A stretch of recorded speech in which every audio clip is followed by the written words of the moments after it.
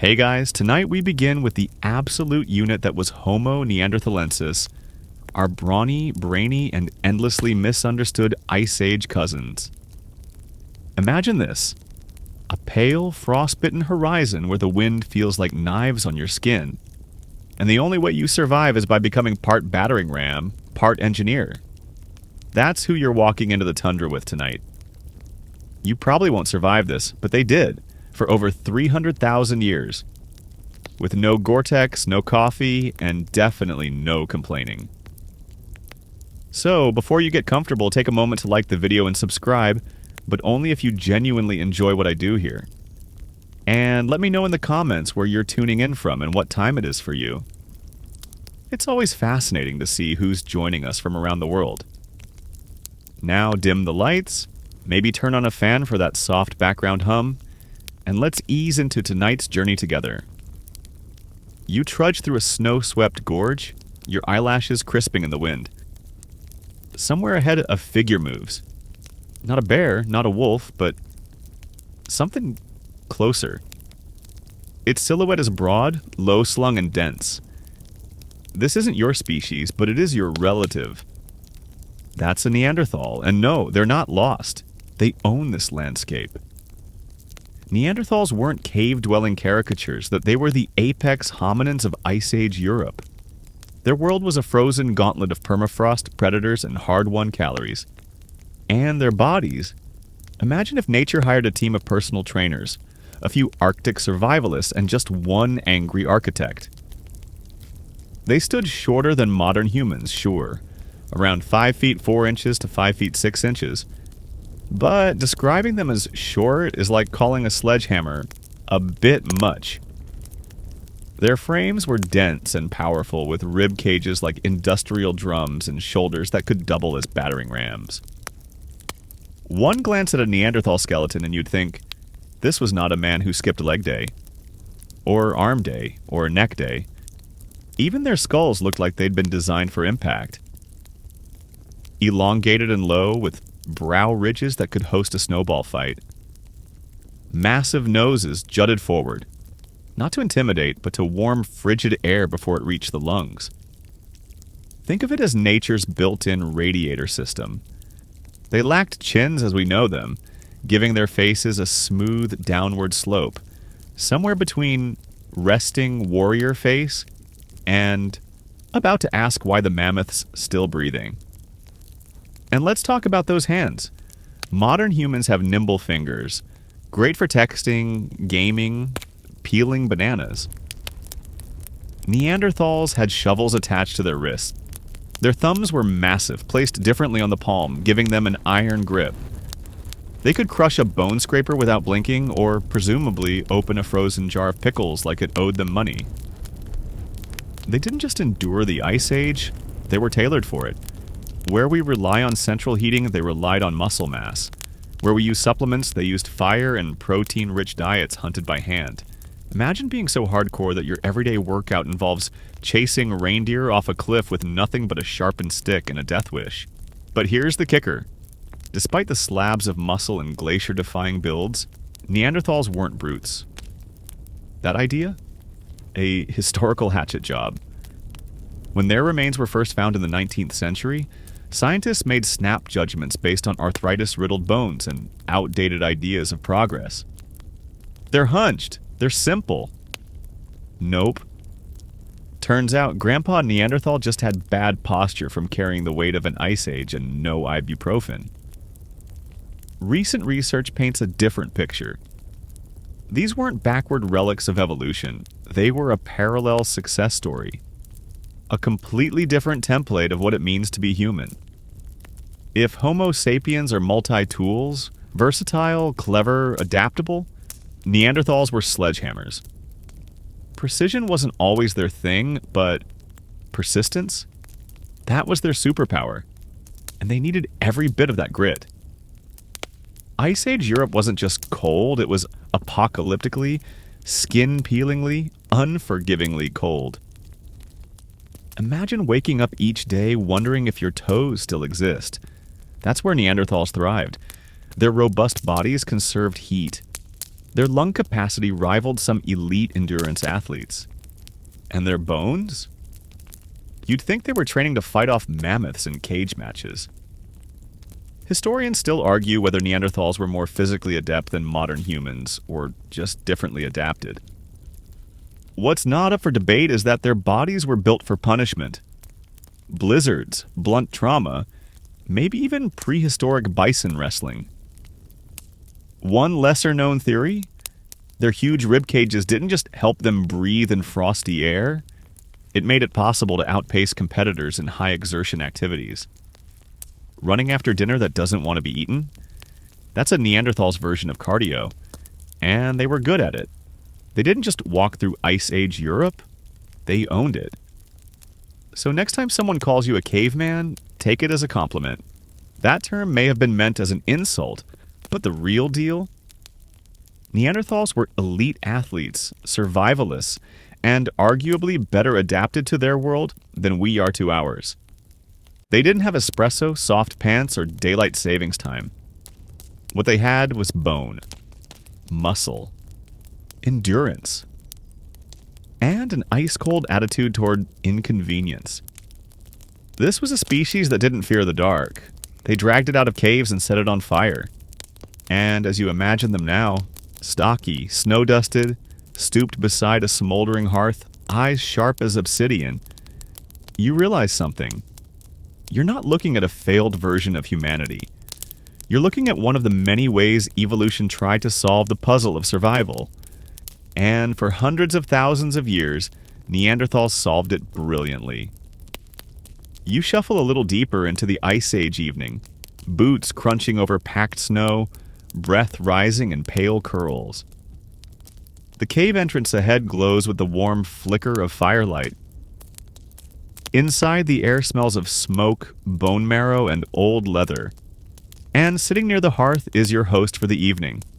A Neanderthal hunched over a stone tool, muscles taut under thick fur, eyes tracking you like a hawk, wondering if you're edible or just in the way.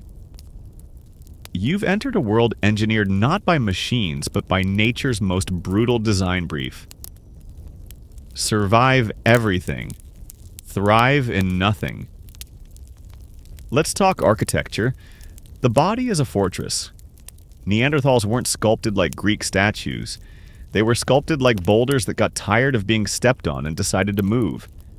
Compact and dense with low centers of gravity, these folks could probably walk through a snowstorm while carrying a dead elk, and still have the energy to insult the weather. And, oh, the bones.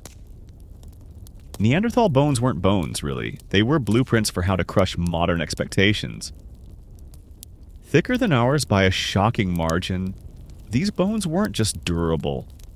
They were overbuilt. Like, why do you need a femur that can double as a truncheon? Kind of overbuilt. The kind of overkill you get when every day of your life involves navigating rock-strewn valleys with half a reindeer strapped to your back. Let's start from the ground up. Their feet? Surprisingly human-like. But the support system, massive tibias and robust ankles, suggest a being who moved less like a ballerina and more like a bulldozer in snowshoes. Their stride was compact, efficient, and strong. No long-distance marathons here. Neanderthals were not joggers, they were stompers. Move up to the legs, particularly the femurs. These weren't built for sprinting down antelope in open plains. They were designed for trudging through uneven terrain, uphill both ways, probably in a blizzard. Squat-proof, rugged, and built like oak branches, Neanderthal legs didn't just transport, they endured. They braced against winter winds and anchored heavy loads, from hunted prey to the absolute emotional weight of surviving another Ice Age Thursday. Then there's the pelvis. Shorter and wider than ours, it gave Neanderthals a powerful lower core. Think of it as built-in bracing for lifting, turning, and never skipping deadlift day. Their glutes? You wouldn't have seen them under the fur, but trust me, those things could probably push a sled uphill through gravel. But where it gets really terrifying is the upper body. The Neanderthal ribcage flared outward like bellows, housing lungs so large they could probably inflate a leather raft with one deep inhale. In a world where every breath might be 20 degrees below freezing, lung power wasn't a luxury. It was your lifeline. Their chests were like biological furnaces, turning cold air into oxygen and oxygen into kinetic fury. Their clavicles were longer too, creating an impressively broad upper body, which in turn supported shoulder muscles that make modern gym rats look like napkin sketches. These weren't shoulders designed for show. These were shoulders designed to pull, haul, heave, and hurl. Now imagine the arms attached to that frame. We're talking forearms with bone cross-sections resembling medieval batons. Their upper arms were just as imposing, heavily muscled, heavily used. While our species might have finesse, Neanderthals had torque. They didn't just throw spears, they planted them, at close range, into things that roared. And the hands, oh the hands. Their grip strength alone could have probably twisted open a coconut without bothering to remove the husk. Researchers suggest their fingers were so strong, so adapted to constant mechanical stress, that repeated tool use etched calluses into the fossilized bones themselves. Think about that. They used their tools so hard and so often their skeletons remembered. Historians still argue whether all this upper body muscle came from genetic predisposition or constant labor. Likely both. Imagine spending your life carving tools from flint, skinning animals, scraping hides, lifting rocks, dragging logs. If you think your arm gets tired from holding your phone above your head in bed, you wouldn't last 3 minutes in Neanderthal arms.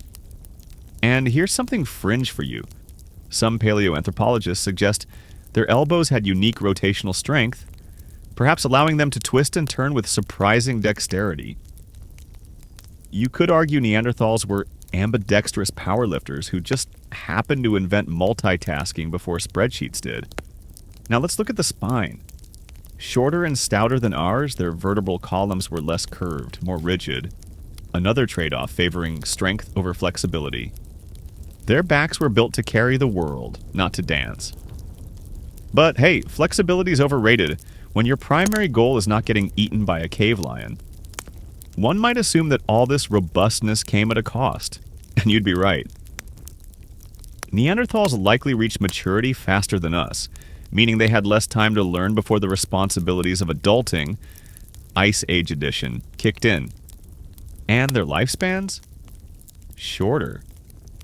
But not because they aged poorly, because they lived hard. The fossil record shows evidence of trauma. Healed fractures, blunt force injuries, worn joints. These weren't soft retirements. These were bodies used to their limit, then patched up and put back in the game. And yet, despite the carnage, they kept going. Like biological tanks with a warranty plan that just said, "Try me." Even their joints told the story of a life in motion. Knees designed for perpetual squatting. Wrists reinforced for high-torque tool use. Ankles that could hold firm on steep slopes. These weren't weekend warriors. These were daily gladiators. You don't make it through 300,000 years of glacial drama by being delicate. And you certainly don't make it by accident. Everything about their anatomy was purposeful, a sculpted reply to their environment. Nature threw ice, wind, predators, scarcity, and Neanderthals threw themselves right back at it. Again and again. You know what else sets them apart? They weren't built for convenience. Their bodies demanded energy, demanded food, demanded action. Where modern humans developed to conserve effort and adapt socially, Neanderthals adapted to power through, endure, and never ever skip breakfast. So next time you're at the gym grunting over 15-pound dumbbells, imagine doing it with bones twice as thick, a stone spear in one hand, and the ghost of a mammoth taunting you from a distance. That's what Neanderthal strength meant. It wasn't pretty, but it was pure. You blink against the swirling wind as the landscape rolls by. Glacial cliffs on one side, a frozen riverbed on the other. Snow crunches beneath heavy, fur-lined feet. A Neanderthal is walking beside you, carrying a freshly killed ibex on one shoulder like it weighs nothing more than a gym bag. There's no straining, no puffed-up grunting for effect. Just steady, measured motion.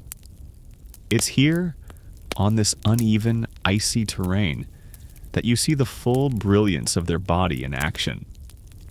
This isn't brute strength for show. This is movement as strategy. Neanderthals didn't walk like we do. Their gait was shorter, their posture more forward-leaning, optimized for uneven ground and frequent squatting. Picture a hybrid between a powerlifter and a mountain goat. Their lives weren't spent on flat plains. They lived in hills, forests, and caves, places where shore footing mattered more than fashionably long limbs. One of the most distinctive features? Their lower legs, the tibia and fibula, short, thick, practically immune to insult. This isn't just anatomical trivia. Shorter limbs mean less surface area for heat to escape, which is a game changer when your home climate makes the inside of a freezer look like a beach resort. Penguins would have nodded in appreciation. Historians still argue whether this stocky-legged design limited their travel range compared to modern humans. But there's no debate about efficiency. Every step a Neanderthal took was deliberate, sturdy, and, most importantly, sustainable. They didn't run marathons. They marched over mountains with carcasses dragging behind. And what about squatting? Oh, they squatted. Constantly. Not just to rest, this was a lifestyle. Cooking, tool-making, carving, cleaning hides. It all happened at ground level. Their hips and knees were built to bend and hold. In fact, their femur and knee joint configuration was so well adapted to these repeated crouches that modern fitness gurus would probably label them the original kings of the deep squat. Let's move up. Arms. Here's where things get particularly intimidating. Their humerus, the upper arm bone, was thick and circular in cross-section, almost like it had been designed not just for lifting, but for absorbing impact. You know, in case your Wednesday involved grappling with an angry, tusk-equipped dinner. But it's the forearms that really raise eyebrows. Neanderthals had disproportionately thick radius and ulna bones compared to other hominins. It's so distinct, in fact, that scientists can identify Neanderthal remains based just on a forearm. Why? Because those forearms were doing the heavy lifting. Literally. Tool usage, firewood collection, dragging prey.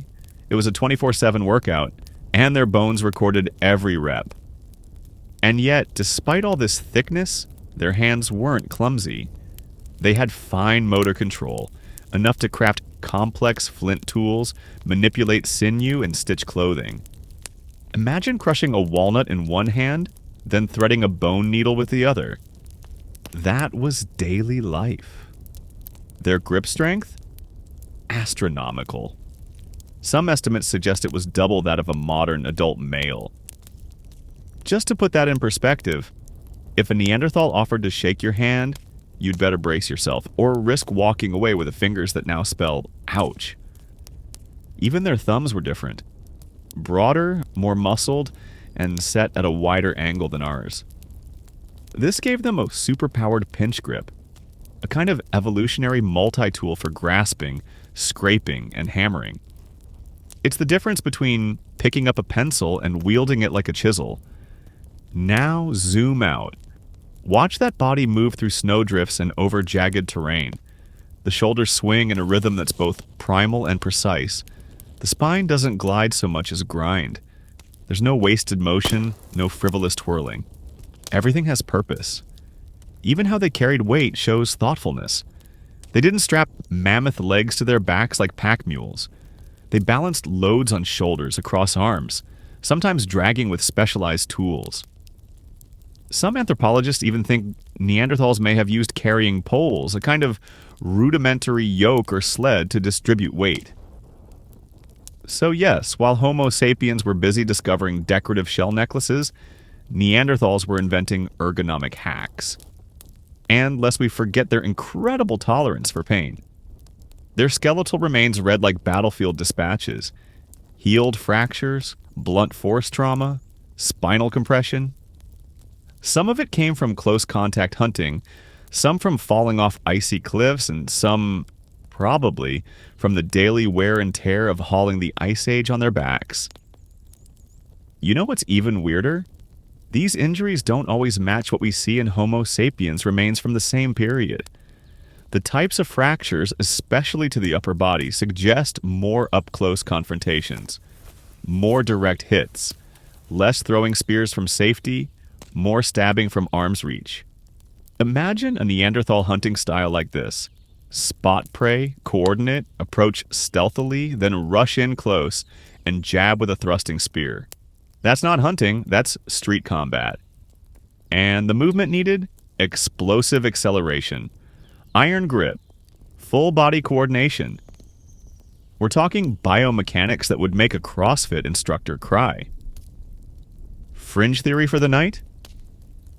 Some researchers argue that Neanderthals may have had a unique muscle-to-tendon ratio, favoring power over speed. This could explain their explosive strength and tendency to go for short, brutal encounters rather than drawn-out chases. Think linebacker, not marathoner. Now, their stamina wasn't lacking either. You don't live in sub-zero climates without good circulation and muscle endurance. But it wasn't the kind of stamina for hours of jogging. It was the kind that let you haul a bleeding deer up a slope, build a shelter, and then squat by the fire, flint-napping until midnight.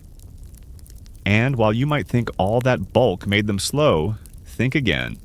Their wide pelvis and shorter limbs didn't hinder movement. It focused it. They moved with grounded strength, perfectly tuned to navigating rocky outcrops, dense forests, and glacial valleys.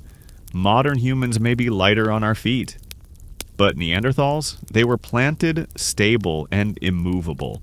Like evolution decided to make a species that could not be knocked over by anything short of a landslide. So, next time you're adjusting your posture at your standing desk, remember, your ancestors may have been delicate tool users with long legs and fragile bones. But your cousins? They were biomechanical bulldozers. And when they moved, the world noticed. You wake up in a cold sweat, literally. There's a draft sneaking in through the cave entrance, and the fire's burned low. Across the hearth, a Neanderthal is already awake, tossing logs on the embers with the same expression you use when you're out of coffee. Tired, grumpy, but resolutely getting on with it. The cold doesn't bother them like it does you. Their body is a living radiator designed by the Ice Age for the Ice Age. And you? You're just here on a day pass. Let's talk insulation, Neanderthal style. Everything about their physique screams thermoregulation. That's science speak for staying warm when the universe is actively trying to turn you into a popsicle. Unlike the long, lean frames of tropical adapted Homo sapiens, Neanderthals were compact, thick-limbed, and heat-efficient. Their bodies obeyed Bergmann's rule and Allen's rule, two fun evolutionary ideas that basically say, in cold climates, smaller surface area to volume ratios, better heat retention. Translation, they were built like portable saunas with faces. Take their arms and legs, shorter than ours, with chunky proportions that wouldn't look out of place on a fantasy RPG tank character. This wasn't some aesthetic choice, it was survival engineering. Long limbs radiate heat, like skinny chimneys for warmth. Short limbs, though? They hold onto heat like your grandma hoards plastic bags. Penguins, polar bears, and Neanderthals all agree. Short and thick is the way to go when the wind cuts like a knife. And their core? Barrel-chested in the most literal way. That flared ribcage we talked about wasn't just for show. It housed a colossal set of lungs and possibly a heart that worked overtime. Their respiratory system was likely built for both high-output energy and cold air management. More air in, more oxygen out, more muscle fed, and crucially, better internal warmth regulation. Historians still argue whether Neanderthals developed this ribcage structure due to direct environmental pressure, or if it was a happy accident of their overall robust build. Either way, it was like nature installed a central heating system in their torso. You have a heated blanket. Them? They were the heated blanket. Now, zoom in on their faces. That massive nose wasn't a Neanderthal design flaw, it was a humidifier. Their nasal passages were long and wide, which meant cold, dry air had more time to warm up and moisturize before hitting the lungs. Imagine walking through a blizzard and having your face preheat the air for your lungs. That's not a fashion statement. It's evolutionary flexing. Even their sinuses got in on the act. Some researchers think they acted like heat exchange chambers. Others argue that they were just oversized and didn't do much. But the real kicker is that every inch of their facial anatomy worked toward a single goal: survive the chill. While we whine about drafts in December, Neanderthals inhaled the Ice Age like it was Tuesday. And their skin, probably pale, though we can't say for certain. But lighter skin helps synthesize vitamin D in low sunlight conditions. Pretty useful when you spend most of the year under a blanket of cloud and snow. Some genes associated with skin and hair color in Neanderthals even persist in modern humans today, suggesting a legacy of cold climate adaptation in our own epidermis. So, if you get sunburned in 5 minutes or glow in the dark during winter, thanks, Neanderthals. Here's a quirky tidbit. Their hair may have been thick and possibly reddish, thanks to a variant of the MC1R gene. So, picture them now, not just broad and burly, but with wild ginger locks whipping in the wind. Nature's Highland warriors, 40,000 years ahead of Braveheart. Let's talk clothing. Forget the Flintstone-style fur bikini. Neanderthals weren't cavemen in the barely covered and oblivious to frostbite sense. They wore hide clothing, tailored and likely stitched with bone needles. That means they hunted animals, processed skins, softened hides with fat and smoke, and sewed pieces together with sinew thread, all without a YouTube tutorial. Imagine dressing yourself in hand-stitched elk coats before heading out into a snowstorm to kill a bigger elk. That was a Tuesday. Did they layer? Almost certainly. Outerwear for the cold, inner layers for comfort, maybe even rudimentary boots. And those bone needles? That's not beginner-level survival. That's advanced textile engineering. Every stitch was a calculation against frostbite. Historians still argue about whether Neanderthals had fitted garments or just cleverly wrapped pelts. But based on wear patterns on bones, especially around the knees and hips, it's likely they had clothing that allowed for mobility and weatherproofing. Think less caveman cosplay, more Arctic-ready mountaineer with a fur obsession. Some fringe theories even suggest they used natural adhesives, tree resins, to waterproof their gear. That's right. Neanderthals may have invented Gore-Tex before gore was even a thing. And then there's their energy usage. A Neanderthal body required a high-calorie intake to maintain warmth and muscle mass. Estimates suggest they needed between 3,000 to 5,000 calories per day, depending on activity levels and climate conditions. That's more than Michael Phelps on a training day, and you better believe none of it came from bagels or protein shakes. It came from meat, lots of it. Mammoth, deer, aurochs, they hunted not just for food, but for fuel. Carbs were rare, but fat and protein, served raw, roasted, or chewed on in the snow. This was a species that weaponized nutrition. Their metabolisms had to be efficient yet flexible, burning clean energy like a prehistoric furnace. Now here's a funny image.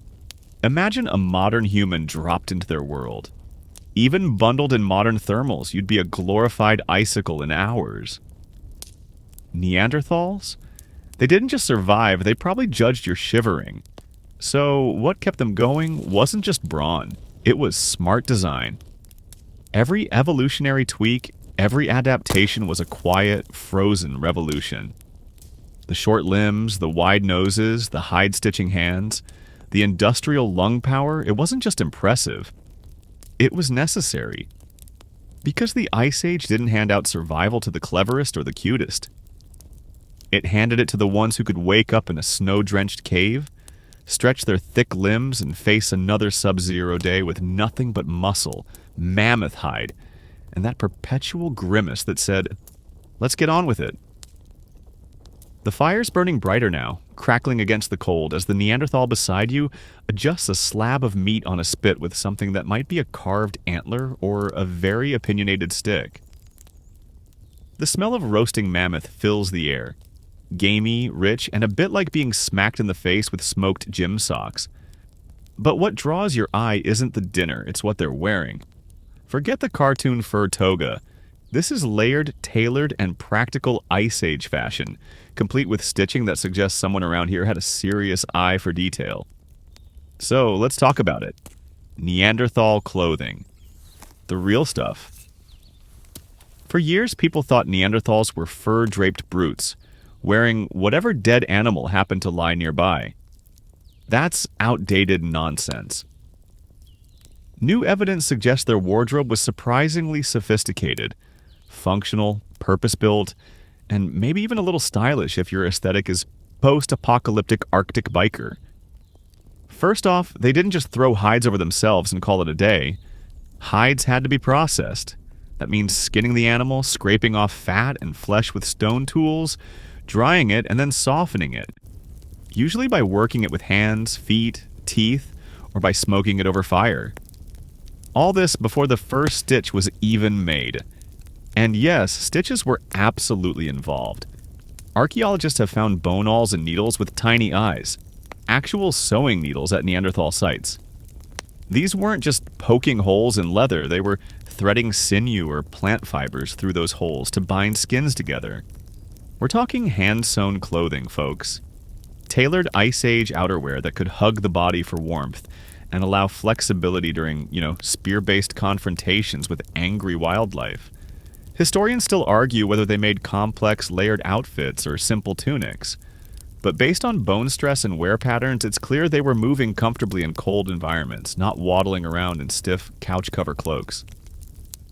There's even a theory that Neanderthals may have developed regional clothing styles based on local climates. Thicker and more layered in tundra regions, simpler and more breathable in temperate zones. And what were these clothes like? Likely multi-layered combinations of reindeer, deer, or even cave bear hides, tailored for wind blocking and thermal insulation. We've found indirect evidence in wear patterns on joints, suggesting that Neanderthal clothing had sleeves, leggings, and maybe even hoods. Hoods! That's one Ice Age fashion statement, away from inventing the parka. The coolest part? They likely stitched in reverse, puncturing the hide from the inside out to protect the seams from abrasion. Prehistoric seamstress techniques passed down from generation to generation by people who couldn't write, but could definitely tell if your jacket was drafty. But fashion wasn't just about survival. Let's pivot to accessories. Yes, Neanderthals accessorized. Archaeological digs have unearthed pierce shells, animal teeth, eagle talons, and even beads at Neanderthal sites. These weren't used to sew up clothes, they were decorative. Think necklaces, bracelets, or sewn embellishments. Not functional, not edible. Just vibes. Some of these items were found hundreds of miles from their origin, suggesting Neanderthals may have traded or traveled just to get the good stuff. You know that friend who drives 2 hours for one particular coffee blend? That was your Ice Age cousin, hiking through sleet to score a seashell that matched his mammoth hide tunic. What's even more intriguing is their use of ochre, that earthy red pigment you've seen in cave paintings. But Neanderthals didn't just smear it on walls, they used it on tools, hides, and possibly even their own skin. Some scholars believe they rubbed it into their bodies or faces as part of rituals, body art, or even to help tan animal skins. Was it sunscreen? Was it makeup? War paint? No one knows. But somewhere out there, a Neanderthal probably stood in front of a reflective puddle and thought, yes, this red pigment does bring out my brow ridge. A fringe theory? That ochre may have also had antimicrobial properties. meaning it wasn't just decorative, it was hygiene adjacent. Imagine getting dolled up and warding off infection. That's what we call a prehistoric multitask. And here's the best part. They didn't just make clothing for adults. Child-sized tools and wear patterns suggest the little ones were dressed for Ice Age success too. Baby booties? Maybe not. But mini mammoth vests? Entirely possible. Now, fashion often reflects function, but it also reflects identity. That pierced shell might have been a family heirloom. That feather stuck in a fur cap could have meant status, tribe, or that this guy once tackled an eagle and wanted everyone to know. These weren't people simply covering up, they were expressing something. Symbolism, beauty, maybe even competition. Oh, you killed one deer? Cute necklace. I killed 3 and made a belt. And let's not forget headwear. Though we've yet to find an intact Neanderthal hat, tragic. Wear marks on skulls hint at head coverings, essential in sub-zero temperatures. Probably stitched fur lined with softer material, designed to trap heat and shield ears from frostbite. Somewhere, a Neanderthal mother told her child, "Put your hood on, it's mammoth season." And history rhymed again. Historians still debate whether Neanderthals invented clothing or picked it up from early Homo sapiens. But given that many Neanderthal artifacts predate contact with modern humans, it's likely they developed their own textile culture. If anything, we may have copied them. So picture it now. A Neanderthal standing on a snow-blasted ridge, dressed in stitched reindeer hide, an eagle talon necklace swinging at their chest, red ochre streaked across their cheekbones, eyes scanning the horizon like they've already spotted dinner and planned its demise. That's not a caveman. That's the Ice Age's best-dressed survivalist. You step out of the cave and the cold slaps you awake like it's trying to remind you who's boss. But the Neanderthal ahead of you doesn't flinch. He trudges through the snow like he owns winter, not even pausing to wince as the wind howls. There's a glint in his eye and a spear in his hand, and it hits you. This guy isn't just dressed for survival. He's built for war. Not metaphorical office drama war, literal pointy stick in your ribcage war. Because to be Neanderthal was to live with risk as a daily vitamin. Their fossil record doesn't read like a peaceful retirement scrapbook. It reads like the aftermath of a prehistoric rodeo. Broken bones, fractured skulls, crushed ribs, healed arm injuries. Neanderthal skeletons were walking accident reports. Their lives were brutal. Their hobbies mostly involved confronting animals that were objectively too big, and their healthcare plan? Moss and fire, probably. Historians still argue whether their high injury rates came more from hunting or interpersonal violence. Likely both, but the types of injuries tell a dramatic story. Let's start with the ribs, one of the most common sites of Neanderthal trauma, and not just bruised ribs either. Cracked, shattered, smashed. These are the kinds of injuries you'd expect from someone being tackled by a bison. Again and again. Add in fractured arm bones, particularly on the left side, and you begin to see a pattern. These weren't fluke injuries, they were occupational hazards. Why the left side? That's the classic shield arm in close combat. If you're right-handed and lunging forward with a spear, your left arm is what's bracing, blocking, absorbing the retaliation. It makes sense in a world where you don't throw weapons from a distance. You jam them into furry targets that don't go down politely. One famous Neanderthal, dubbed Shanidar III, had a penetrating rib injury, likely caused by a projectile weapon. Some researchers believe it might have been thrown by a Homo sapiens. That's right, this guy might have been murdered by a distant cousin. History's first family feud, brought to you by Flint and poor conflict resolution. But Shanidar III wasn't alone. Many Neanderthals show trauma indicative of close-range hunting tactics. likely stabbing or thrusting spears into animals at distances that could be measured in bad decisions. Unlike modern humans who gradually developed ranged weapons like atlatls and later bows, Neanderthals seemed to prefer the up-close and personal approach. If mammoth hunting were a sport, they were the ones who sprinted at the mammoth, not the ones watching from the sidelines. And then there's the skull damage. Not accidental, oops, I slipped kind of injuries. We're talking blunt force trauma across the brow ridges, temple areas, and cheekbones. Some of it could have come from falls, sure, but some doesn't quite look accidental. A number of Neanderthal skulls show patterns similar to injuries sustained in modern contact sports. Think MMA, not Monopoly. This has led to some pretty animated debates. Were Neanderthals fighting each other? Settling disputes with rocks and fists rather than words? Possibly. Their small group sizes meant close relationships, but also close quarters.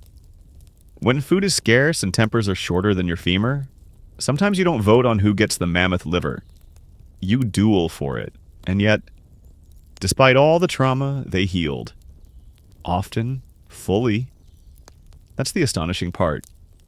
These weren't injuries that ended lives, they were injuries that got bandaged prehistorically and lived through. We're talking fractured limbs that healed cleanly, suggesting long recovery periods and communal support. You don't get a snapped tibia back into working order if your people leave you behind. Someone fed these individuals, kept them warm, protected them while they couldn't contribute. Take La Chapelle au Sein 1, a Neanderthal male discovered in France with severe arthritis, a crushed vertebra, and missing teeth. He was old, he was frail, and yet he'd lived long enough for those injuries to become chronic, which means someone made sure he didn't starve. Try getting that kind of support in today's healthcare system. But back to the lifestyle. Imagine a world where a morning routine involved picking up your only weapon, squinting into a snowstorm, and hoping the creature you're about to confront dies faster than you do. Your knees hurt, your back hurts, and the reindeer you're stalking just noticed you. No second chances. No warm-up round. Just you, the ice, and whatever part of you isn't already sore. And here's the kicker. Neanderthals weren't weak when injured. They were resilient.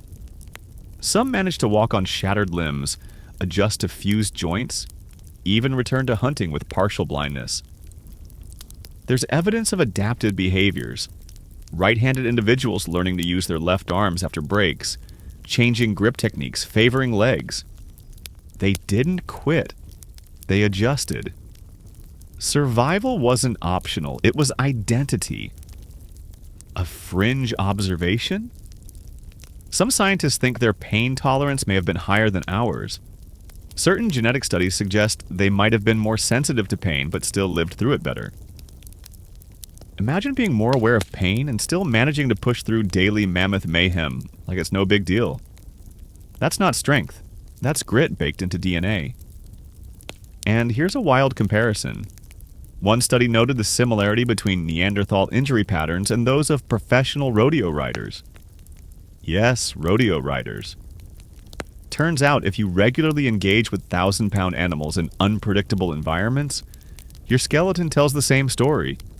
Scars, stress, and a deep, unspoken understanding that safety is a myth. But unlike rodeo riders, Neanderthals didn't do it for sport. They did it to eat, to protect their children, to not die freezing and alone. Their risk wasn't recreational, it was existential. And they met it with a strength that wasn't loud or boastful. It was quiet, constant, and carved into every bone. So when we call Neanderthals strong, we're not talking gym selfies or flexed biceps. We're talking about standing up after being knocked down by fate, by frost, by furious wildlife. And still going back out the next morning because the firewood isn't going to gather itself. If strength is measured not by how hard you hit, but by how often you get hit and still return, then Neanderthals weren't just strong. They were legends. And the proof? It's etched in every fractured rib, every healed femur, every crooked spine that once stood straight, squinted into the storm and said, again. The fire is low again, and you notice the Neanderthal elder across the hearth. His posture slightly crooked, one eye clouded, his left arm shriveled from an old injury. He doesn't speak, but the younger members of the group glance at him, bring him food, help shift his fur blanket when he winces. It's subtle, habitual. No speeches, no fanfare. Just quiet, daily acts of care. And suddenly the image of Neanderthals as heartless brutes shatters like ice underfoot. Because this isn't just survival, this is community. For decades, the dominant narrative was that Neanderthals lived nasty, brutish, short lives. But over the past few decades, bones have told a different story. Not just of violence and trauma, but of healing. And healing, my frostbitten friend, means someone stayed behind to help. Take Shanidar 1. You'll want to remember this guy. Found in northern Iraq's Shanidar cave, he had a laundry list of medical issues. A withered arm from a crushing injury, partial blindness from a fractured eye socket, and hearing loss that probably made him even more isolated. Oh, and a limp from foot damage. Basically, if there were Ice Age mobility scooters, he'd have been first in line. And yet, he lived for years after those injuries. Years. That means someone brought him food when he couldn't hunt, kept him warm when he couldn't gather firewood, maybe even helped clean his wounds. There was no social safety net in the Ice Age, no take a few weeks off option. If he survived, it was because his people, yes, his people, chose to care. Historians still argue whether this constitutes empathy as we understand it, or just practical survivalism. After all, keeping an elder alive could mean preserving knowledge, where the herds go when the snow falls hardest, which mushrooms cause hallucinations and which just cause death. But whether it was compassion, utility, or both, one thing is clear. Neanderthals didn't abandon their injured. They adapted to them. And then there's La Chapelle aux Saints 1, often nicknamed the Old Man of La Chapelle. Found in France, this Neanderthal had arthritis so severe he probably shuffled like your crankiest uncle before his morning coffee. His teeth were mostly gone, his spine was twisted, and he showed clear signs of long-term illness. But again, he lived far beyond the point of self-sufficiency. Someone fed him, probably by hand. Someone protected him. And when he died, they buried him. Yes, you read that right. Buried. In Shanidar Cave, alongside the remains of the injured individual, archaeologists found pollen traces, suggesting that Neanderthals may have placed flowers with their dead. Wildflowers, in a cave, during the Ice Age. There's still debate about whether the pollen was deliberately placed or simply blown in by rodents who happened to be amateur florists, but the pattern is suspicious. Too much of one kind. Clustered near the head. This doesn't scream random wind. It whispers something more poignant. Remembrance. Imagine that. An Ice Age funeral. It's here we must acknowledge that Neanderthals weren't just brawn. They were emotional beings too. They recognized injury, they saw suffering, and, by all evidence, they responded not by turning away, but by stepping closer. Another intriguing case? The Tashik Tash child, found in modern-day Uzbekistan. A young Neanderthal boy buried in a pit surrounded by goat horns. Intentional placement? Ritual? A grieving community? Or just a weird coincidence? No one knows for sure, but it adds a thread to the growing tapestry that says, these weren't monsters. These were humans, in their own way. Fringe theory of the night? Some researchers even argue that Neanderthals may have practiced a form of palliative care, caring for the dying in their final days or hours. That's a radical idea for a species we once dismissed as savage. But the long healing periods, the signs of rest, the reduced physical stress in later life bones, it's enough to make you wonder if, when someone could no longer walk, Their people sat with them until the fire dimmed. And no, it wasn't all rosy. Life was hard. Some Neanderthals were likely abandoned. Some likely died alone. But the volume of evidence showing long-term injury survival isn't a fluke. It's a pattern. You can even see this in group dynamics. Neanderthals lived in small bands, maybe 10 to 30 individuals. That's a lot of closeness. When one member got hurt, it wasn't just their problem. It was the group's. Food gathering, protection, fire maintenance, all of it required collective effort. If someone fell behind, the group either adapted or suffered. This tight-knit system created a strange kind of Ice Age empathy. Not the kind you find in poetry, but the kind you find in practice. Holding a cup to someone's lips. Scooping marrow so a toothless elder could eat. Letting the hunter with a limp sleep closest to the fire. That kind of care leaves no written record, but it leaves impressions. On bones, on hearths, on the way burial sites were arranged. And what about children? Neanderthal infants and juveniles were precious. Partly because they were rare. High infant mortality and tough environments meant that raising a child required enormous effort from everyone.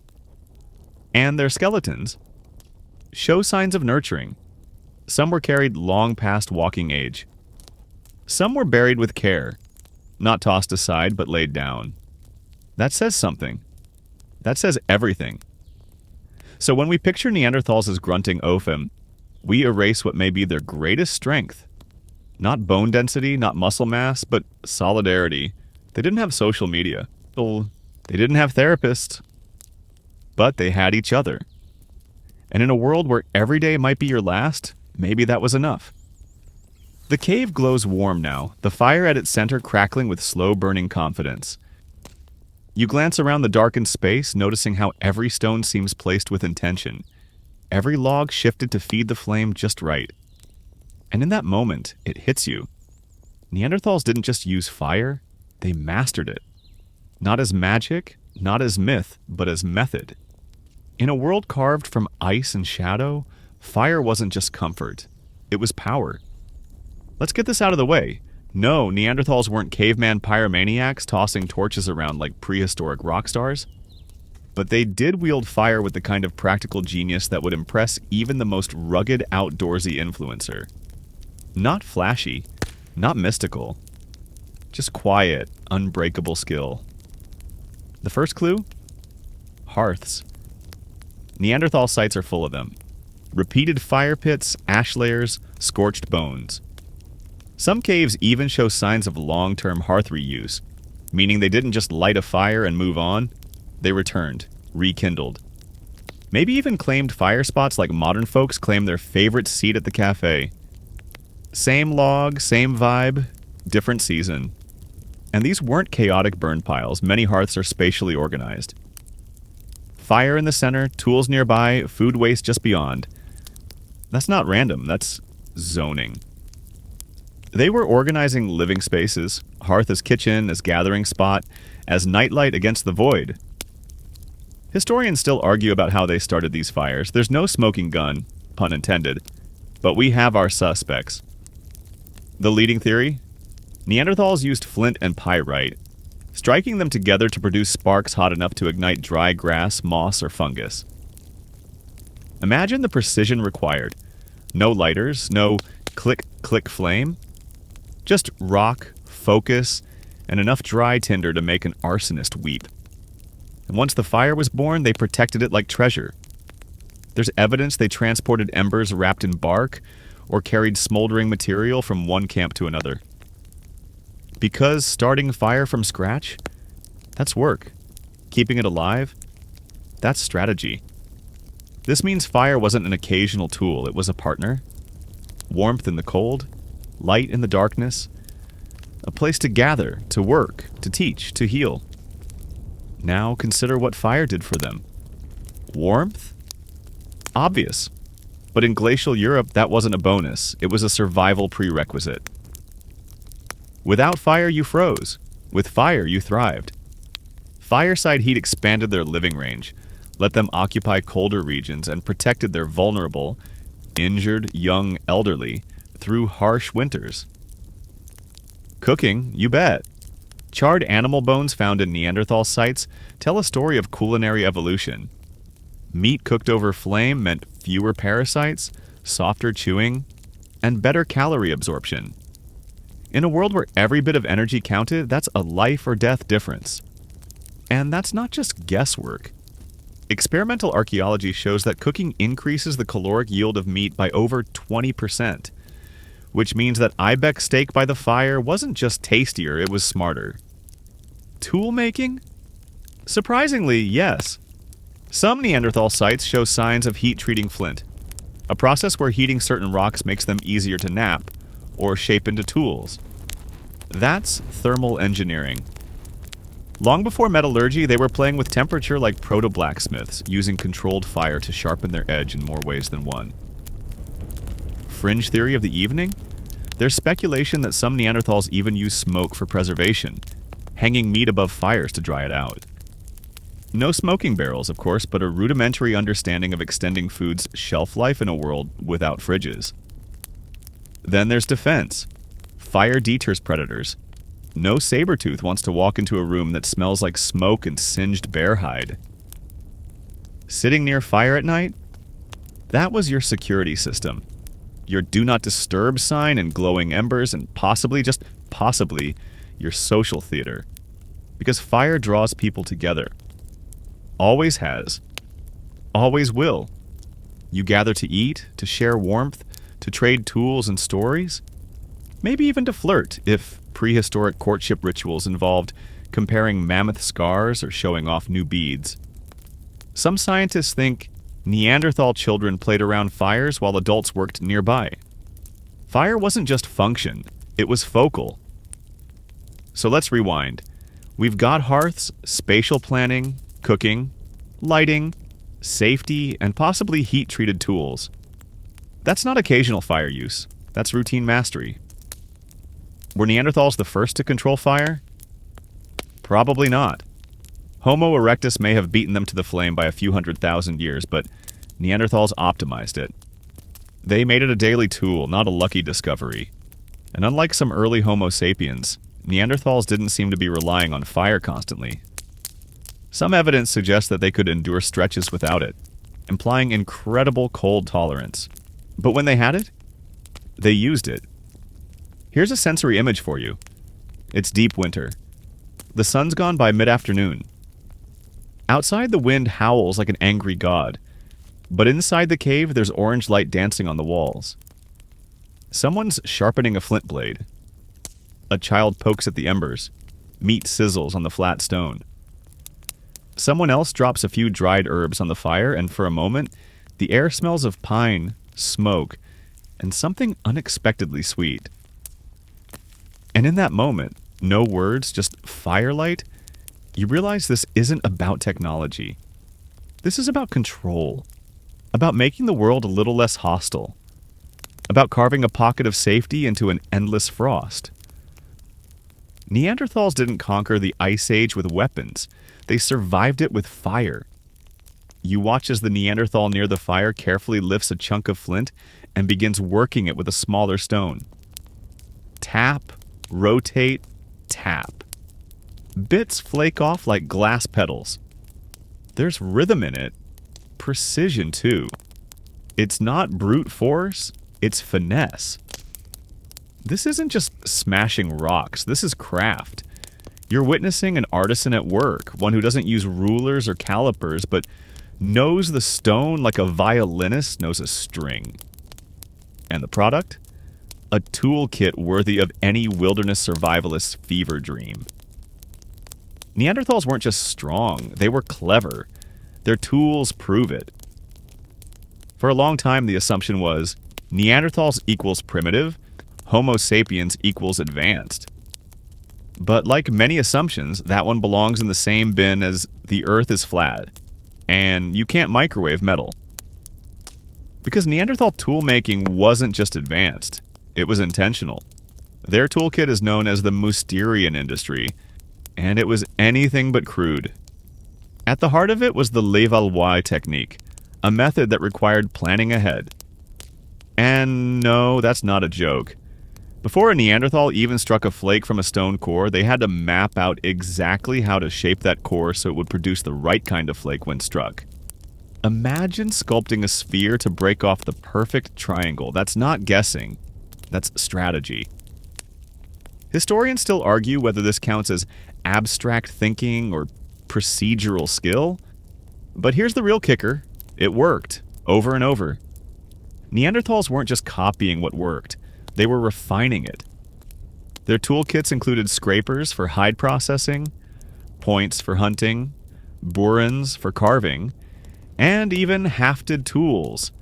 That's blades attached to wooden shafts using tree resin and animal sinew. Let's repeat that. They made glue, natural adhesives, without a lab coat or chemical formula. Just resin, heat, patience, and probably a few expletives in a long-dead language. Modern experiments have shown how difficult it is to replicate this. You have to heat tree resin just enough to make it sticky, mix in binding materials like charcoal or beeswax, and apply it before it cools.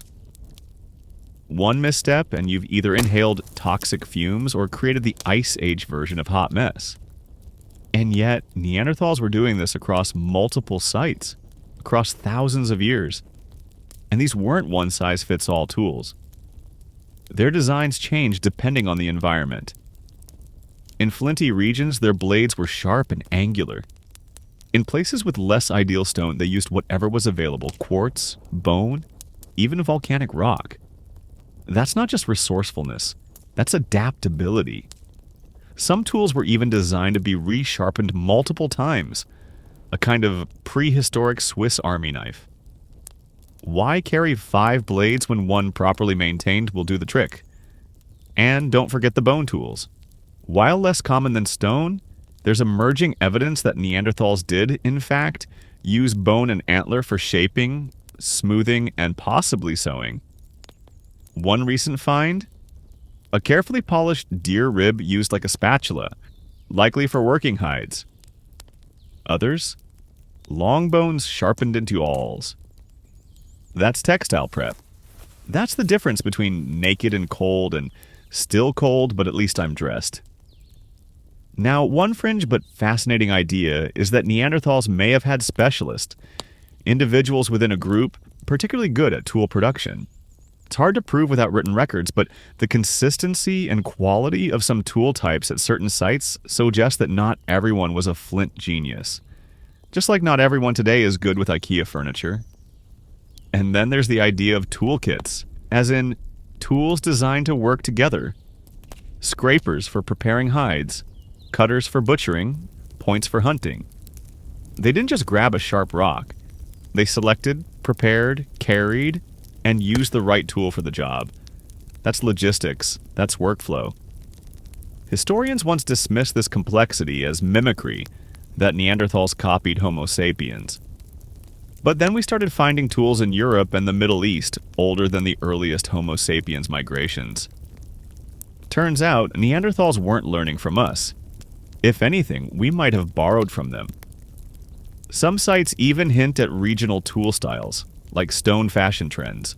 The equivalent of, oh, that's the Dordogne flake. Very sharp. Very now. Which suggests not just innovation, but cultural exchange. Group identity.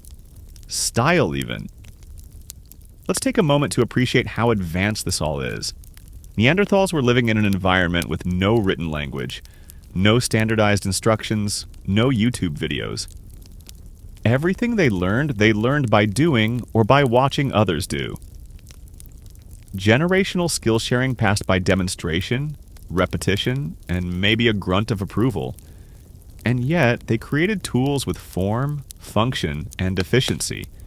They hunted massive prey with custom gear. They scraped hides clean, carved wood for spears, and possibly built shelters using sharpened implements. This wasn't luck. It was design. The moment you realize that Neanderthals weren't just reacting to their environment, but shaping it, you start seeing them not as frozen snapshots of a bygone age, but as engineers in furs. engineers who made what they needed with what they had. Who didn't whine when they broke a blade, but reached for another core and started shaping anew. Imagine it. A group gathered near the fire. One's preparing food, another stitching hide, and one sitting to the side, calmly rotating a chunk of flint, tapping away. Sparks fly. A perfect blade drops onto the stone. No celebration, no drama. Just another tool, ready for another brutal day. That's Neanderthal genius. Not in towering monuments, but in quiet mastery. Not in grand architecture, but in a sharpened stone that fits the hand just right. The fire flickers lower, casting long shadows on the cave wall, shapes that dance and twist as if they remember something you've forgotten. Beside you, the Neanderthal stares not at the meat roasting, or the tool half carved in his hand, but at those shadows. Then, with a smear of red ochre across his thumb, he presses a fingerprint against the rock. One mark, maybe a message, maybe a moment. And just like that, everything you thought you knew about these people crumbles. Because tonight we dig into what makes Neanderthals not just survivors, but storytellers, artists, and mourners. They weren't just practical, they had culture. Let's start with what everyone assumed for years. Neanderthals didn't do art, didn't bury their dead with meaning, didn't care about symbols. That was our thing. Homo sapiens, the chosen ones, with our beads and wall paintings and clever ideas about the afterlife. But then, archaeology decided to throw a wrench in that smug narrative. In a Spanish cave called La Pasiega, researchers discovered red ochre markings on the wall, a series of abstract shapes, possibly ladder-like forms. Radiocarbon dating put them at over 64,000 years old. Problem: Homo sapiens hadn't arrived in that part of Europe yet. So, unless someone time-traveled with a paintbrush, these markings were Neanderthal-made. Historians still argue whether they count as art or just bored doodles. But the key point is intent. This wasn't random. The ochre was deliberately applied, not smeared by accident. That means someone took pigment, mixed it, and placed it on purpose. That's not survival, that's expression. And it's not a one-off. In other Neanderthal caves we find handprints. Not ours, theirs. Fingers outstretched, pigment blown around them to leave a negative impression. Was it a form of identity? Territory marking? Some Ice Age high five? We don't know, but the act itself is unmistakably human. I was here. Let's pivot to jewelry. Yes, Neanderthals wore accessories, and no, not ironically. Sites in Croatia, France, and Spain have turned up pierced animal teeth, eagle talons, and shells with traces of pigment. These weren't buttons, they were adornments. Think necklaces, bracelets, sewn-on status symbols. One Spanish site even had a cache of seashells painted with orange and red ochre. These shells were collected far inland, meaning someone went out of their way to get them. No one walks 30 miles just to pick up seashells unless they really, really like the look. That's fashion. That's status. That's saying, check out my seasonal ochre collection. This one goes great with mammoth hide. A fringe theory? Some archaeologists believe Neanderthals may have used feather ornaments. While feathers don't preserve well, certain cut marks on bird bones suggest they weren't being eaten. They were being plucked. Not for utility, for show. So we've got pigment, adornments, possible feathers, and symbolic marks. But here's the gut punch. Burials. Neanderthal burial sites aren't accidental. They didn't just drop dead and get buried by falling snow. Their bodies were placed. Sometimes in shallow graves, sometimes in pits, often in curled or side-lying positions. It wasn't just dig hole, toss in, grandpa. There was care. Take the famous Shanidar cave again. One individual, possibly Shanidar 4, was found surrounded by pollen from at least 8 different species of wildflowers. Some of them had medicinal properties. Now, was this a ritual, a grave bouquet, or just a rodent hoarding habit gone poetic? Scholars still debate, but the arrangement, the floral concentration, the timing, it all feels intentional. And even when there weren't flowers, there was still positioning, still context, still the unmistakable sense that someone said, "This matters. Why bury it all?" Bodies rot. They attract predators. They're unpleasant reminders of mortality. And yet Neanderthals chose to place them carefully. Maybe to honor, maybe to mourn. Maybe because the memory of someone deserved a space, not just a disappearance. And here's where it gets wonderfully uncomfortable. These behaviors predate similar practices in Homo sapiens by thousands of years in some areas. That's not copying. That's innovation. That's feeling. Let's not stop there. Some Neanderthal sites feature arranged structures, rings of broken stalagmites deep inside caves far from daylight. No art, no obvious function. Just stone, stacked in deliberate circular shapes. These aren't shelters, they're too deep, too impractical. So why do it? That's one of the greatest mysteries. Were they ritual spaces? Meditation zones? Weird architectural flexes? No one knows, but it proves something. Neanderthals moved beyond the practical. They created spaces that didn't need to exist. They chose meaning over function. And don't roll your eyes at meaning. We do this constantly. We light candles we don't need, build statues that don't feed us, etch names into park benches for people who've passed. Neanderthals were no different. Just earlier. Were they religious? Maybe. Spiritual, possibly. Did they believe in an afterlife? No one knows, but clearly something in them recognized significance, legacy, memory. When you bury someone, when you decorate your body, when you mark a wall with pigment, you're saying something larger than survival. You're saying, I exist, I remember, I matter. And that's where Neanderthal culture becomes unmistakably human. Not in tools, not in teeth, but in art, grief, and maybe even love. So next time you look at a museum diorama of fur-clad grunters huddling around a fire, remember, one of them may have been a painter. One may have been the cave's fashion icon. One may have buried her child with a flower. One may have stared at the stars and wondered what they meant. They weren't failed humans. They were different humans. And maybe, just maybe, a little bit of their wonder still lives in you. The fire's burning low now, but the cave feels warmer than it should. Maybe it's the collective body heat. Maybe it's the mammoth stew.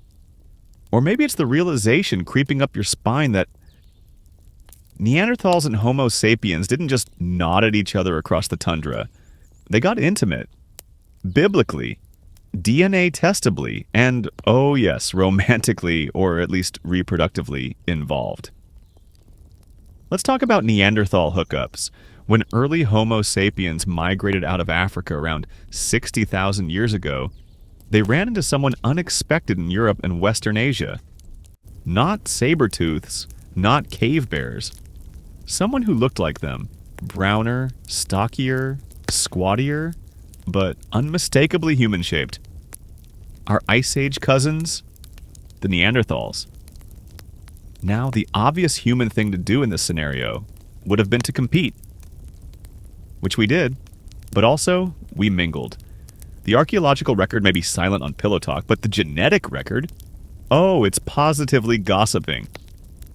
Modern humans of non-African descent carry around 1 to 4% Neanderthal DNA. That's not legend, that's genome. If your ancestors migrated through Eurasia, you are, congratulations, part Neanderthal. Which also means that somewhere, tens of thousands of years ago, your great to the power of 300 grandma had a wild night in a snow-dusted cave with someone who could bench press a reindeer.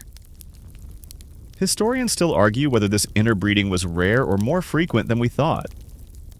Early theories said it was occasional, accidental, but as genetic studies get more refined, the picture changes. This wasn't a one-night Ice Age stand. This was a pattern, and it wasn't just once. Genetic evidence points to multiple periods of interbreeding in the Middle East, in Europe, in Asia. It happened over thousands of years, again and again. Apparently Neanderthals weren't just survivors. They were oddly magnetic. Maybe it was the brow ridge, maybe it was the pheromones, maybe it was the fire-starting skills. Who knows? Fringe theory time? Some researchers propose that Homo sapiens might have picked up more than genes. They may have borrowed behaviors. Tool-making ideas, clothing techniques, maybe even symbolic practices. It wasn't just swapping spit. It was cultural cross-pollination. Now here's where it gets messier. Neanderthal DNA didn't stick around equally.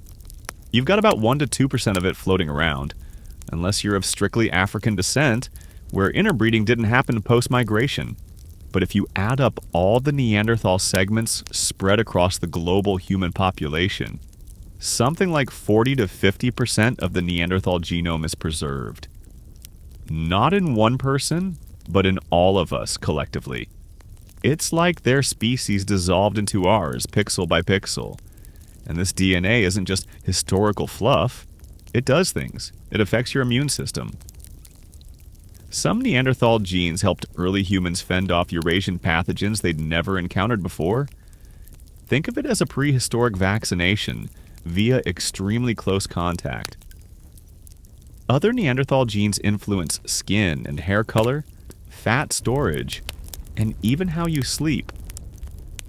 Yes, your circadian rhythm may be partially Ice Age coded. If you're a night owl who hates mornings and sunburns in 5 minutes, you may have your Neanderthal ancestor to thank. Some of the Neanderthal DNA affects brain development and mood regulation. Certain variants are even linked to depression, nicotine addiction, and schizophrenia risk. So, if you're feeling a little broody, have seasonal mood swings, or reach for the chocolate at 2 a.m., just whisper to yourself, "Thanks, Grog." And cilantro. Yes, cilantro. A specific Neanderthal gene has been linked to aversion to that innocent little herb. If it tastes like soap to you, your ancient Ice Age date night may have consequences. Now, lest you imagine this as a wholesome interspecies love story, let's acknowledge the darker side. Some of this interbreeding may not have been consensual. We'll never know the social dynamics, but based on the patterns in inherited DNA, more Neanderthal male to Homo sapiens female combinations, it suggests power was not evenly distributed. It's a sobering reminder: genetics preserve what happened, not how it felt. Also fascinating, some human populations show different Neanderthal inheritance rates. East Asians, for example, often have slightly more Neanderthal DNA than Europeans. Why? Possibly due to separate waves of interbreeding. Or maybe they ran into different Neanderthal populations. Yes, even within Neanderthals, there were regional types. Mountain Neanderthals, lowland Neanderthals, each with their own mutations, dialects of DNA. This wasn't a single moment. This was a long, messy biological entanglement. And while we're at it, it wasn't just Neanderthals. There were Denisovans, another archaic human species. Homo sapiens also got cozy with them. Modern Melanesians and Aboriginal Australians carried Denisovan genes. So basically, early humans were enthusiastic genetic mixers. If it walked upright and looked vaguely compatible, we said, sure, why not? So what does this all mean? It means your ancestry is not clean. It's deliciously complicated. You're not pure Homo sapiens. None of us are. We're mosaics. Patchworks of evolutionary experiments. Every freckle, every cough, every preference for wool socks or late-night pacing might be a ghost of a Neanderthal you never knew. And maybe that's the point. We didn't replace them entirely. We absorbed them. Their species faded, but their essence lingers. In blood, in bone, and in behavior. So the next time you stub your toe and curse louder than necessary, or eat an entire roast without blinking, or find yourself irrationally good at building IKEA furniture with no instructions, stop. Smile. And remember, Somewhere deep inside, your inner Neanderthal is still thriving. The fire sputters gently as you glance around the cave again. Only this time, you're not just seeing muscle and fur and frostbitten determination. You're seeing something bigger, something cranial. Because for all their brawn, Neanderthals had brains that could have given yours a run for its squishy pink money. Let's start with the headline. Neanderthals had bigger brains than modern humans. That's right. On average, their cranial capacity clocked in at around 1,400 to 1,600 cubic centimeters, slightly above our species' average of 1,300 to 1,500 cc. You could say their heads were so big, they had real estate for ideas we still haven't figured out. Now, before we crown them the galaxy-brained champions of prehistory, here's the reality check. Bigger doesn't automatically mean smarter. Whales have huge brains. So do elephants. And neither one is scheduling dental appointments. But in Neanderthals' case, the story's more nuanced. Their brain size wasn't just padding, it was partitioned differently. The Neanderthal brain seems to have been optimized for sensory processing, motor control, and visual acuity. Which makes sense considering they were navigating deadly landscapes without street signs, headlights, or ways. The visual cortex in particular appears to have been larger, suggesting extra sharp eyesight, perhaps fine-tuned to spot prey against a snowy horizon, or to navigate dimly lit caves. Imagine them squinting like Ice Age anime characters, scanning the tundra while you're still looking for your mittens. Historians still argue whether this focus on vision and movement came at the expense of other brain areas, like the prefrontal cortex, which handles abstract thinking, impulse control, and social navigation. Some scientists suggest Neanderthals may have had slightly less cortical bandwidth for complex language or strategic long-term planning. But others argue that's just modern human ego talking. And let's not pretend Neanderthals were all brawn and no brainstorming. They made advanced tools, hunted in groups, and adapted to wildly different environments, from icy steppe to temperate forest. That takes planning, communication, cooperative thinking. They weren't just reacting to the world, they were shaping it. One open debate centers on language. Did they speak like us or grunt with flair? Here's what we do know. Neanderthals had the hyoid bone, a tiny horseshoe-shaped bone in the throat essential for vocalization. They also had the FOXP2 gene, which is linked to language development in humans. Combine that with complex group behaviors and you've got the ingredients for speech. Not just random noises, but structured sounds with meaning. Fringe theory?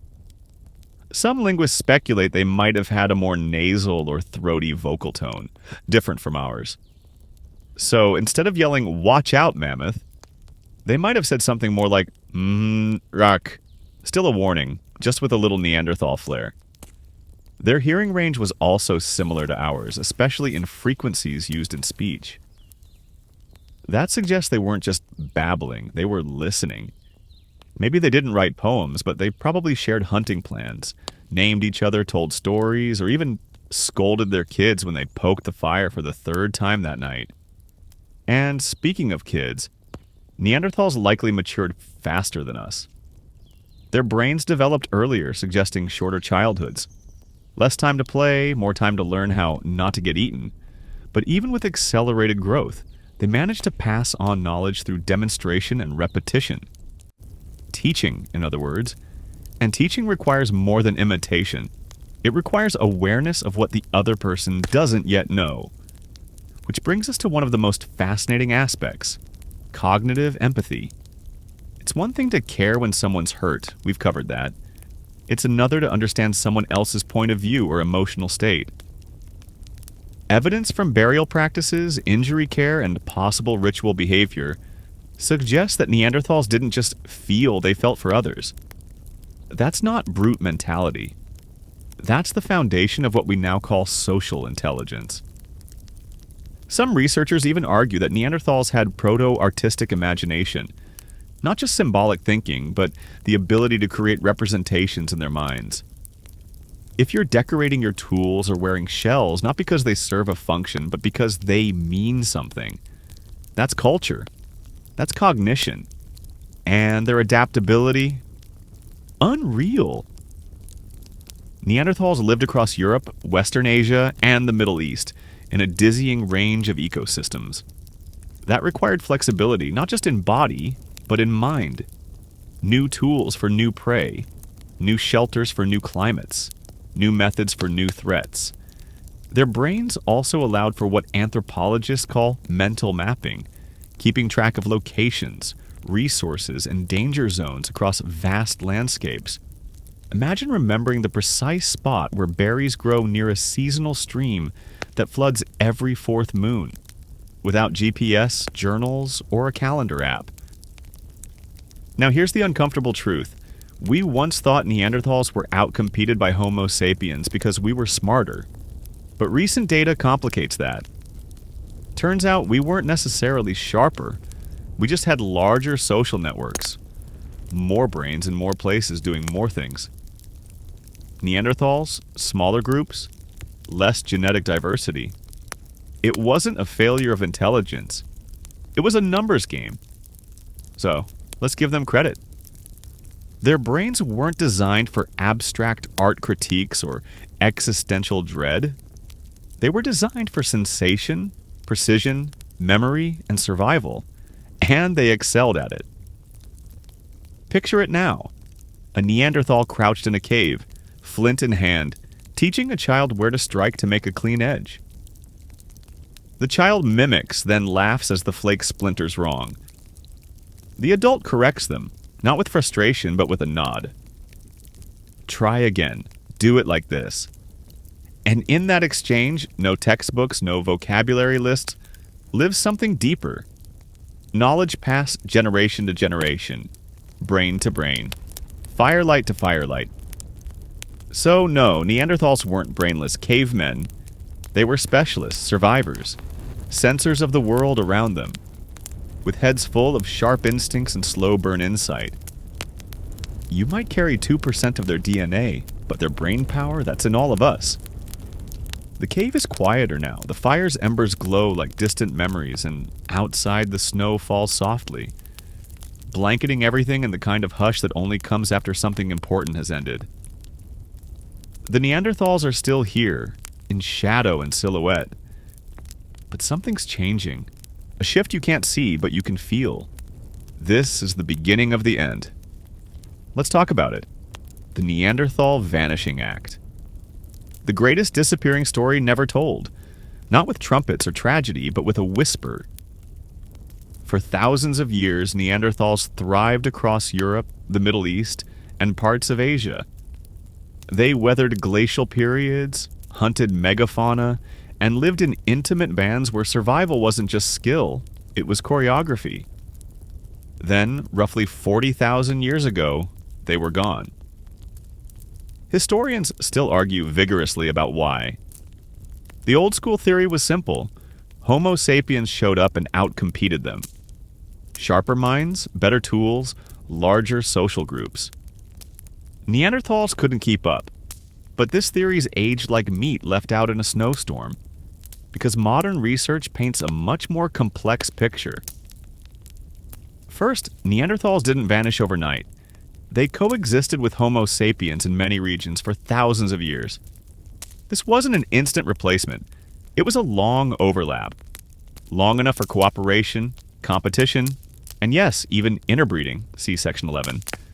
It was messy, blurry, human. So what went wrong? 1. Climate chaos. Neanderthals were Ice Age champions, but even they had limits. Around 45,000 to 40,000 years ago, the climate in Europe began to swing wildly, flipping between frigid cold and brief warm interglacials. Trees disappeared. Megafauna migration patterns changed. Ecosystems collapsed. Food got scarce. Fast. Neanderthals adapted to cold, dense forests and open tundras, suddenly found themselves in landscapes that no longer fit their rhythm. Imagine your favorite hunting trail turning into a swamp, or a desert, or a cliff. Meanwhile, Homo sapiens with broader diets and more flexible survival strategies fared better. We ate fish, plants, birds, bugs. Neanderthals? They focused mostly on big game. When the mammoths moved on or died out, their primary food source did too. 2. Small populations equals fragile futures. Neanderthals lived in small, isolated groups, often fewer than 20 individuals. This kept things close-knit but genetically fragile. Studies show signs of inbreeding and low diversity, especially in the later Neanderthals. That's not just a biology footnote, it's a death sentence in a changing world. Disease spreads faster. Bad luck hits harder. A harsh winter or a single predator attack could wipe out an entire group.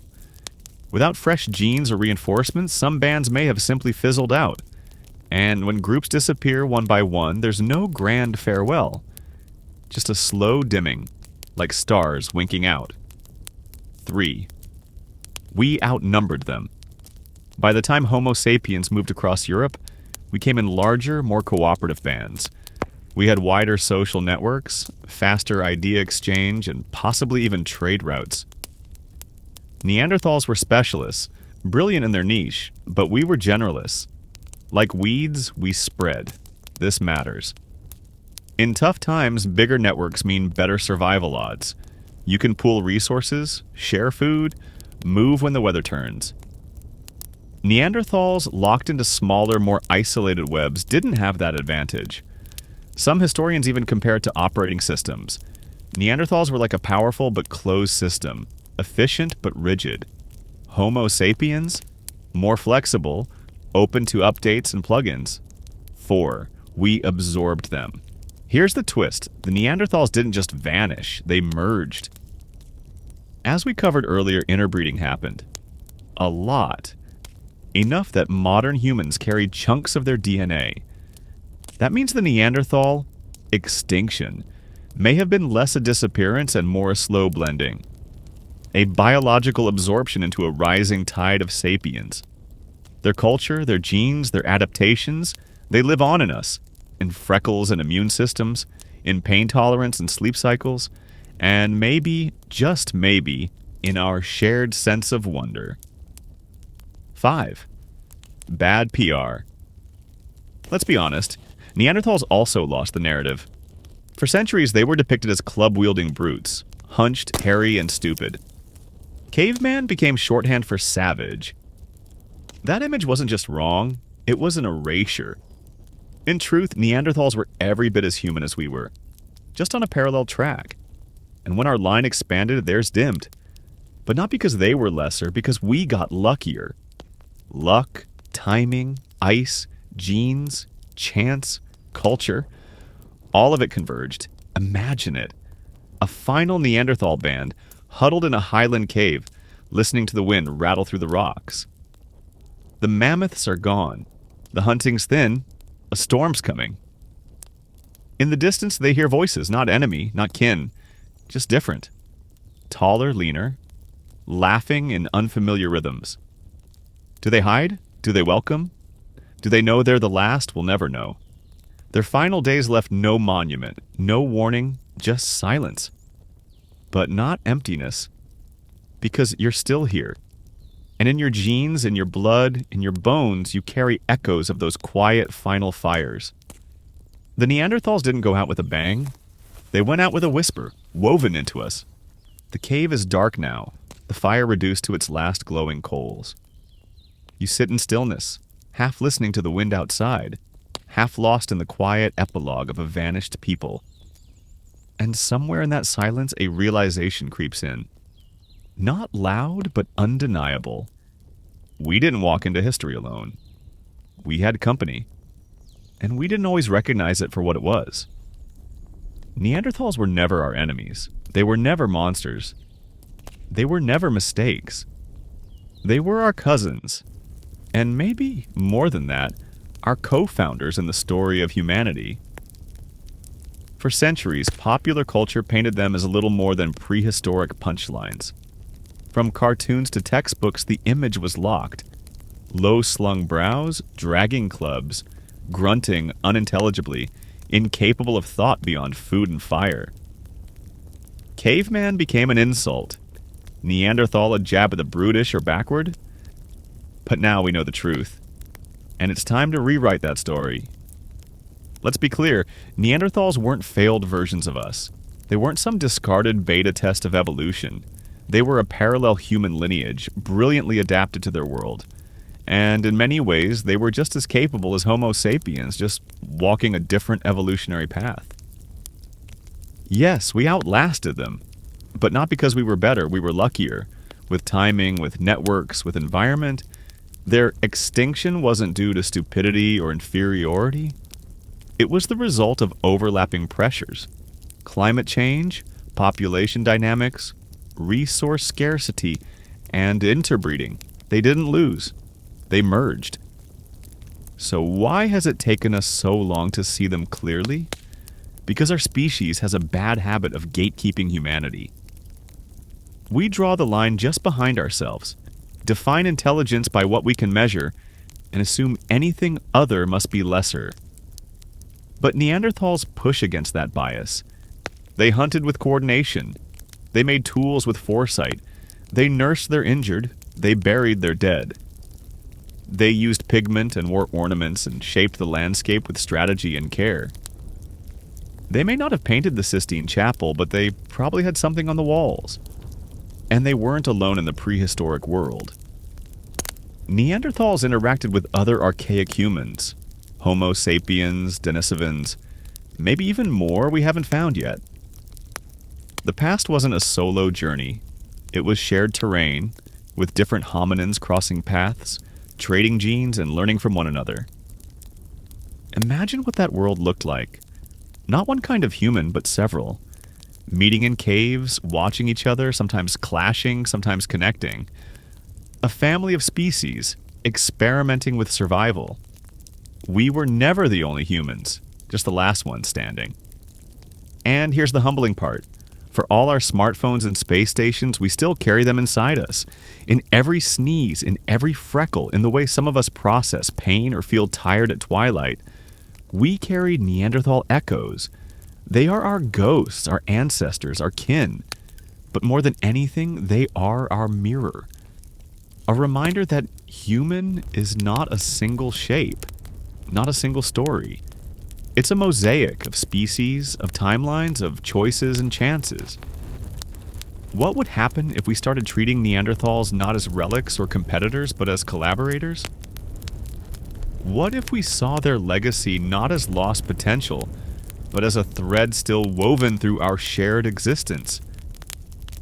Maybe then we'd stop thinking of the past as something we've risen above, and start recognizing it as something we're still made from. So next time someone says Neanderthal is an insult, correct them. Say, actually, they were intelligent, compassionate, and resourceful, and they're part of who I am. Say, they weren't cavemen, they were people. Say, they didn't fail. They helped shape the world I live in. Because from here on out, we don't look back with condescension. We look back with respect. The Neanderthals weren't a detour on the road to modern humans. They were fellow travelers, and without them, we wouldn't be here. So here we are. Fire burned down, cave gone quiet, only the stars left to light the story's final lines. You've walked through the ice with them, sat at their hearth, tasted their food, seen their wounds, worn their stitched hides. You've watched them care, fight, make, mourn, vanish. And now you're left with one question that will never quite settle. What does it mean to be human? It's a deceptively simple question. We've asked it for centuries, in philosophy classes, in sacred texts, in museum halls echoing with fossil dust. And for too long we answered it like this. Whatever Neanderthals were not, they were the other, the not quite, the nearly but not really. Convenient shadows cast to define our light, but every new discovery has chipped away at that illusion. With each unearthed tooth, stone blade, or ochre-smudged cave wall, the gap narrows. The line between them and us blurs. Until one day we look up and realize, there is no line. They made tools. We make tools. They felt pain. We feel pain. They told stories in gestures and firelight. So do we. Sure, there were differences. Subtle, cumulative, evolutionary. Their brains structured slightly differently. Their social networks a little tighter, their range a little smaller, their grip a bit stronger. But none of it disqualified them from our family tree. They were human, just not modern humans. Another branch, grown thick and wild, reaching for the same sky. And they didn't disappear in failure. They merged into us. Their DNA is carried in our bones, their habits passed on in our rituals, their mysteries still folded into the folds of our brains. We didn't leave them behind. We are them, in part. Every sunrise caught in the corner of your eye, every fire built, every story told to a child by flickering light. It's them, still burning. So what does it mean to be human? Maybe it means holding a sharp stone in your hand and imagining what it could become. Maybe it means burying your dead even when you don't understand why it hurts so much. Maybe it means walking across snow with no guarantee of tomorrow, just the hope that your people will still be here when the sun returns. Or maybe it means this, that we are not just a species of intellect or industry or even innovation. We are a species of memory. And in remembering the Neanderthals, not as caricatures, not as failed versions of us, but as full, complex, living people, we become more human, not less. Their story is not a footnote. It's a prologue. The last coal goes dark. The wind presses against the cave mouth like a sigh from time itself. The Neanderthals are gone now, truly gone. But they didn't vanish in silence. They left something behind. Not ruins, not temples, but something more intimate. United States. Because this isn't a story of extinction, it's a story of absorption, of echoes carried forward, not in monuments or manuscripts, but in mitochondria and memories written in bone. The Neanderthals did not exit history with a scream or collapse in disgrace. They folded into the future, strand by strand, generation by generation. That 2% Neanderthal DNA humming in your cells, it's not trivia, it's legacy. A genetic signature scrawled on your immune system, your skin, your brain's chemistry. You carry the whisper of firelit nights, of stone knives slicing hide, of ancestors who braved the ice and refused to yield. And when you act on instinct, when your eyes adjust to the dark, when the hair on your neck rises before your mind knows why, maybe that's them. Maybe the parts of you that endure, that survive the storm, that keep moving when the path vanishes. Maybe those are your Neanderthal parts. We've come to space. We've mapped the genome. We've built cities and apps and algorithms, but beneath the skyscrapers and signal bars, we're still tribal firekeepers, still children of the Ice Age. And the Neanderthals, they weren't just a chapter in our past. They were the co-authors of our origin story. They helped build the version of human we now claim. Not with words or wheels, but with grit, ingenuity, and unbreakable community. So let's give them what they earned. Not pity, not mockery, not a footnote. Give them dignity. Let them have their rightful place in the great human saga. Not as the shadow we outpaced, but as the strength we inherited. They didn't go out with a whimper. They went out with a final, quiet roar. One that still rumbles through every step you take, every breath you draw, and every story you tell when the lights go low and someone asks, "Where did we come from?" You know where. You remember now. Because you were there.